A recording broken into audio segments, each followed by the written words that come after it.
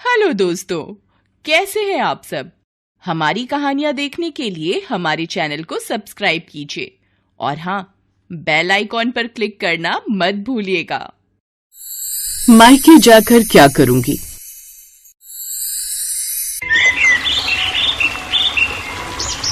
नासिक शहर में रहने वाली सीमा सुबह सुबह रसोई में खड़े होकर चाय बना रही थी, लेकिन आज सुबह से ही वो बड़ी उदास थी। वो मन ही मन सोच रही थी, हर साल तो मायके जाती हूँ, लेकिन फिर भी ऐसा कहकर वो चुप हो जाती है। कुछ देर बाद वो चाय लेकर बाहर आती है और अपनी सास के साथ गार्डन में बैठकर चाय पीने लगती है। इतने में पड़ोस वाले घर में उनकी बेटी रूपाली ऑटो से उतरकर अपने मायके आती है। अरे रूपाली आई है। अरे हाँ, आज भाई दूज है ना, इसीलिए आई होगी।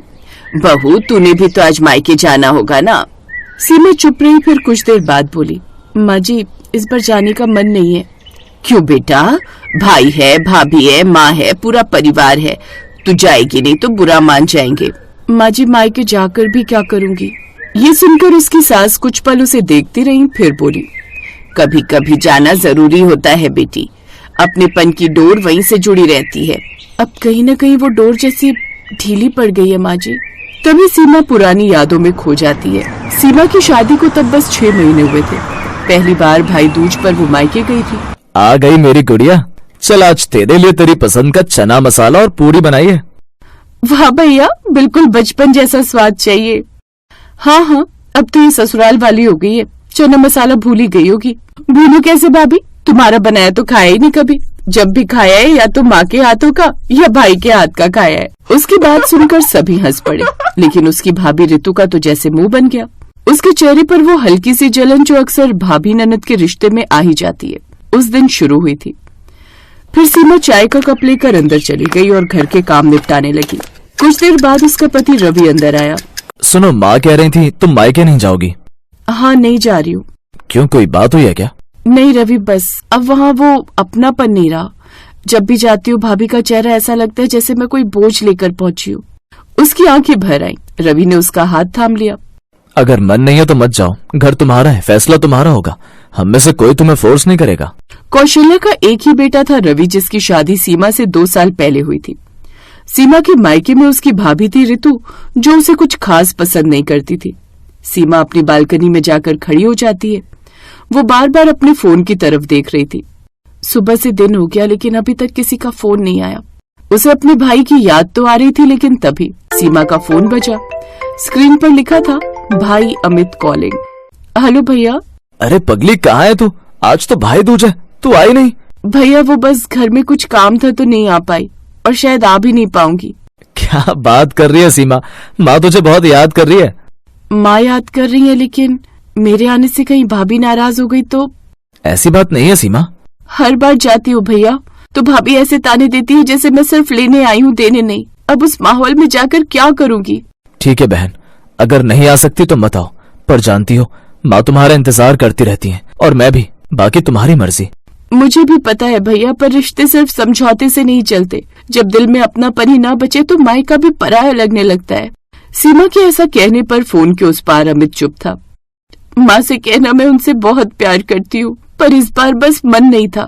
सीमा को कहीं न कहीं मायके की याद तो सता रही थी, लेकिन फिर भी उसने खुद पर काबू रखा। सीमा, सीमा। जी? खाना बन गया तो लगा दो, बहुत भूख लगी है। जी बस अभी लगा देती। सीमा ने सबके लिए खाना लगाया, लेकिन उसने खुद नहीं खाया। क्या हुआ सीमा, तुम खाना नहीं खा रही हो? नहीं, वो मुझे भूख नहीं है, जब भूख लगेगी तब खा लूंगी। रवि और उसकी सास सब समझ रहे थे। उन्हें सीमा के चेहरे की उदासी भी साफ नजर आ रही थी। फिर शाम के वक्त, सीमा, मेरा कोई खास मेहमान घर पर आ रहा है, तो तुम शाम को उनके लिए डिनर बनाकर तैयार कर देना। जी ठीक है। शाम के डिनर की तैयारी में वो अभी से लग गई और उसने बहुत से पकवान बनाकर तैयार कर लिए। फिर कुछ समय बाद सीमा ने दरवाजा खोला तो सामने उसका भाई अमित खड़ा था, हाथ में मिठाई का डब्बा और मुस्कुराता चेहरा।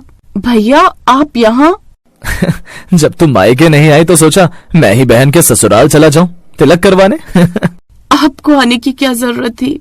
बहन को राखी बांधने तो तू आई थी, अब भाई दूज पर मैं क्यों नहीं आ सकता? मैंने कहा था ना मेरा खास मेहमान आने वाला है, यही है वो। अब तो मुस्कुरा दे पगली, देख तेरे लिए तेरी पसंद की मिठाई लाया हूँ। भैया, इस बार तुम आ गए, यही मेरे लिए सबसे बड़ा उपहार है। देर रात अमित अपने घर लौट गया। फिर अगले दिन। मागल सीमा कितनी खुश लग रही थी ना। हाँ बेटा, भाई का प्यार ही ऐसा होता है, चाहे कितनी दूर रहो दिल की दूरी एक झलक में मिट जाती है। जब रिश्तों में सच्चाई बोल दी जाए तो शिकायतें मिट जाती हैं।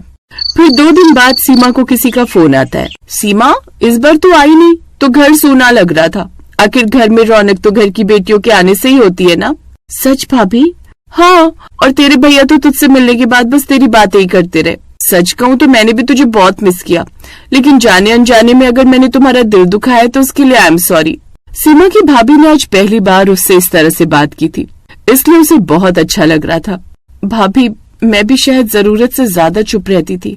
तो अब जल्दी से मायके आना, और हाँ, अब कोई बहाना नहीं चलेगा, समझी? और हाँ, इस बार मैं तुम्हें खुद अपने हाथ से पूरियां बनाकर खिलाऊंगी। हाँ हाँ भाभी, फिर तो मैं जरूर आऊंगी अपनी भाभी के हाथ की बनी पूरियां खाने।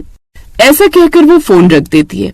मायके जाकर क्या करूंगी यही सोचती थी, पर अब समझ आई, मायका जाना किसी रस्म की मजबूरी नहीं, दिल का सुकून है। कभी कभी रिश्तों की धूल झाड़ने के लिए बस एक सच्चा संवाद काफी होता है। रवि पीछे से आकर बोला, तो कल ही चलें तुम्हारे मायके भाभी के हाथ की पूरियां खाने। हाँ, इस बार मायके जरूर जाऊंगी। अगले दिन रवि सीमा को लेकर उसके मायके जाता है, जहाँ सभी उसके स्वागत के लिए खड़े थे। आओ मेरी प्यारी ननद जी, आज मैंने अपने हाथों से आपके लिए पूरियां और छोले की सब्जी बनाई है। थैंक यू सो मच भाभी। बिटिया, तो इस बार त्योहार पर घर नहीं आई तो बिल्कुल भी अच्छा नहीं लगा। सच कहूँ तो तेरी बहुत याद आई। ये देख, मैंने तेरे लिए खीर बनाई है अपने हाथों से। उस दिन सीमा को अपने मायके आकर बड़ा अच्छा लगा। सबके साथ हंसते खिलखिलाते हुए सुबह से शाम कब हो गई उसे पता ही नहीं चला। रवि भी उसके चेहरे की रौनक देखकर बड़ा खुश था।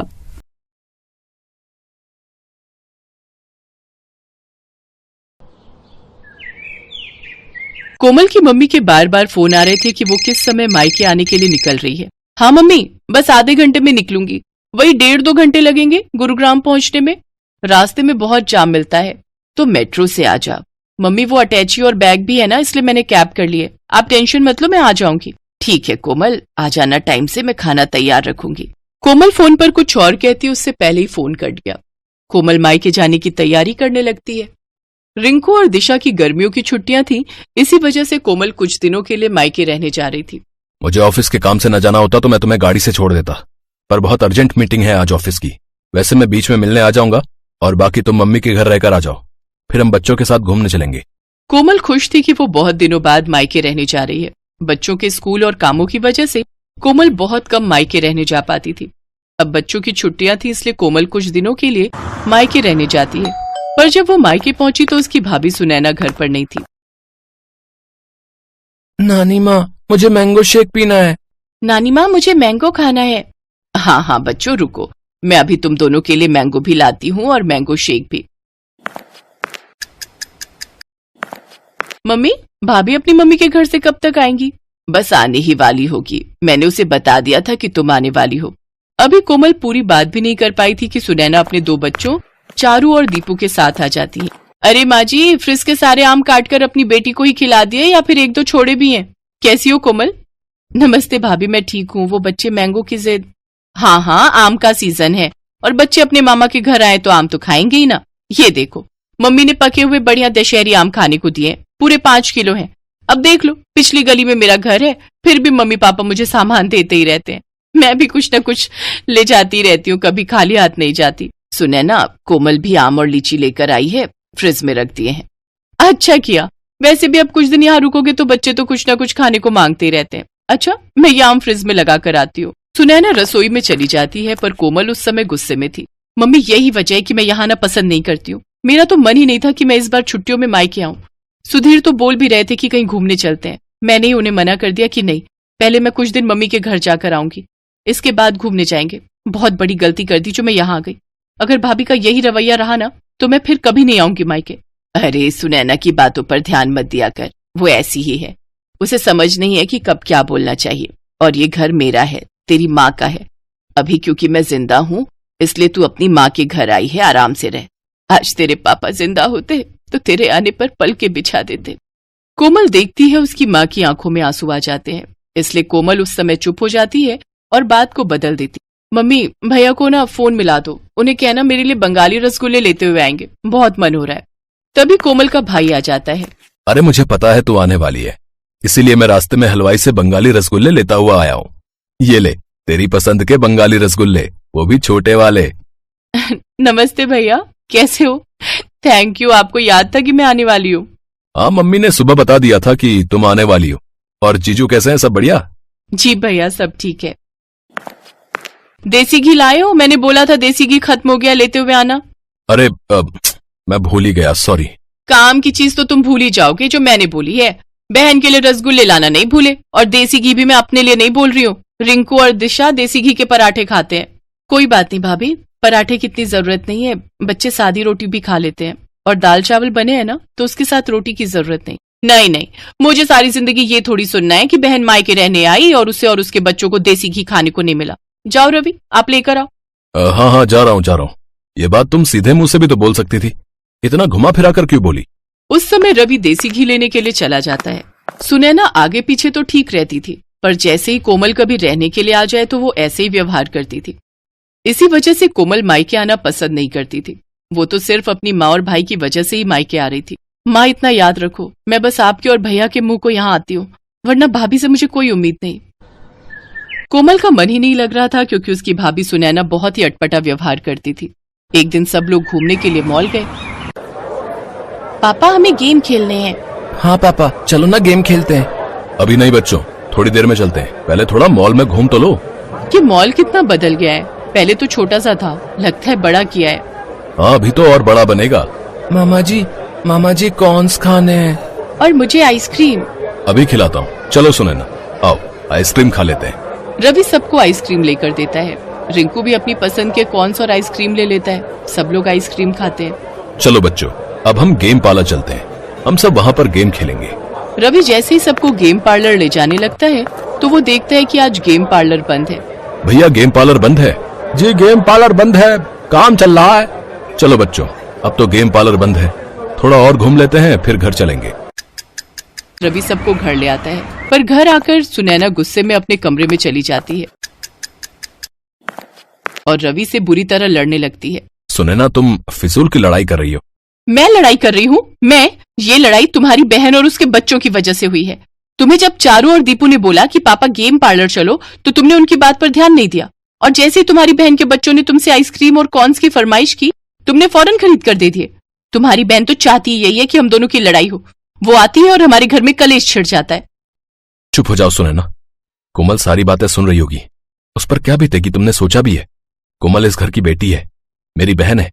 अगर तुम्हारे घर में तुम्हारे साथ ऐसा हो तो तुम पर क्या बीतेगी सुनैना? थोड़ा होश में आओ, तुमने आज बहुत बोल दिया। कोमल सब कुछ सुन चुकी थी।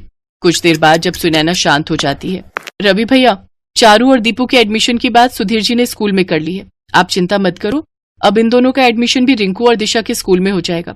छुट्टियों के बाद आपको एक फॉर्म फिल करना है, बाकी सारी बात सुधीर जी ने कर ली है। अब जीजू को मेरी तरफ से थैंक यू बोलना। वैसे मैं भी उन्हें पर्सनली फोन कर दूंगा। इतने समय से एडमिशन की वजह से मैं बहुत परेशान था। सुधीर जी ने बहुत बड़ा काम कर दिया। कोमल वापस जा रही है रवि। सुनैना की बातों से इसका मन बहुत दुखा है। हाँ भैया, अब मन बहुत दुख चुका है और आप प्लीज मुझे रोकना मत। मैं नहीं चाहती कि मैं आपकी और भाभी के झगड़े की वजह बनूं। मेरी कैब आ गई है, मैं चलती हूँ। कोमल जैसे ही बैग उठाने लगती है, सुनैना उसका हाथ रोक देती है। कोमल, सॉरी, मैं जानती हूँ मेरी वजह से तुम्हारा मन दुखा। तुम हमारे लिए इतना सोचती हो और मैंने तुम्हें कितना कुछ गलत बोल दिया। ऐसे अचानक मत जाओ, सुधीर जी गलत सोचेंगे। कुछ दिन और रुक कर जाना। बच्चे बहुत मन से अपने मामा मामी के घर आए हैं, मैं ऐसे नहीं जाने दूंगी। मैं जानती हूँ मैंने गुस्से में बहुत गलत बोल दिया, पर मैं ये भी जानती हूँ कि तुम मुझे माफ कर दोगी। भाभी प्लीज, आप मेरे से सॉरी मत बोलो, आप मुझसे बड़े हो। सारे गिले शिकवे दूर हो जाते हैं और मन की कड़वाहट खत्म हो जाती है। सुनैना और कोमल एक दूसरे के गले लग जाती हैं। सब कुछ ठीक हो जाता है। रिश्ते फिर से सुलझ जाते हैं। सुनैना ने अपनी गलती मानी और उसे एहसास हुआ कि जैसे वो अपने घर की बेटी है, वैसे ही कोमल इस घर की बेटी है, और अगर उसके साथ ऐसा होता तो उसे कितना दुख पहुंचता। इसलिए सुनैना ने अपने व्यवहार को बदला और रिश्तों में आने वाली दूरियां खत्म हो गईं। हेलो दोस्तों, कैसे हैं आप सब?